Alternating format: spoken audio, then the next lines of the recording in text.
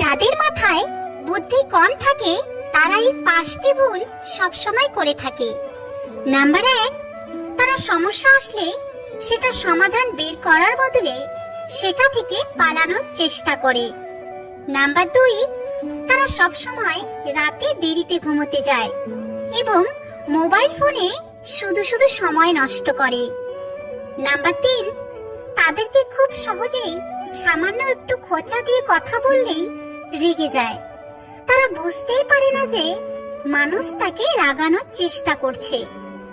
Number 4, তারা মানুষকে না বলতে পারে না এবং সেই সরলতার ফায়দা তুলে মানুষ তাদেরকে দিয়ে কাজ করিয়ে নেয়।